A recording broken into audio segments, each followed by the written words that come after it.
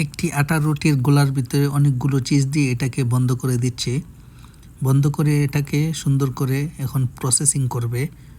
এটা হচ্ছে একটি আফগানি দোকান, এখানে নানান রকমের রুটি পাওয়া যায়। এই যে দেখেন এখন যে রুটিটা বের করছে উনি, এটা হচ্ছে নর্মাল রুটি, এটার দাম হচ্ছে সৌদি আরবের 1 রিয়াল। আর যেটার ভিতরে চিজ ঢুকাইছে রুটি, ওই রুটিটাকে সুন্দর করে বেলুন দিয়ে গোলাকার দেওয়ার চেষ্টা করতেছে। এটাকে গোলাকার দেওয়া শেষ হলে একটা প্লাস্টিকেরই দিয়ে এটাকে ছিদ্র ছিদ্র করে দিবে যেন ভালোভাবে এটা হয়। তো এটা এখন নিয়ে নিবে এটার ওপর, নিয়ে এখন চুলার ভিতরে এটা দিয়ে দিবে। তো এটা হইতে মোটামুটি 1-2 মিনিটের ভিতরেই হয়ে যায়।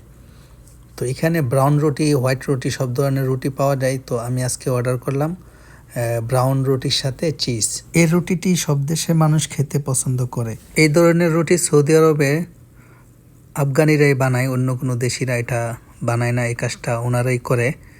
তো এরা অনেক রকমের রুটি বানায়। দেখেন এখানে 8 রিয়াল পর্যন্ত একটা রুটি আছে, আমি এটা দিছি 4 রিয়ালেরটা, তামিস জুবুন মানে চিজের রুটি। তো এটা সাদা রুটির সাথেও নিতে পারবেন, ব্রাউন রুটির সাথেও নিতে পারবেন।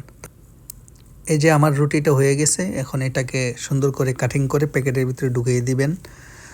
তো এই রুটিটা 4 রিয়াল, 4 রিয়াল যদিও কম মনে হয় এখানে, কিন্তু বাংলাদেশি টাকায় প্রায় 130 টাকা প্লাস।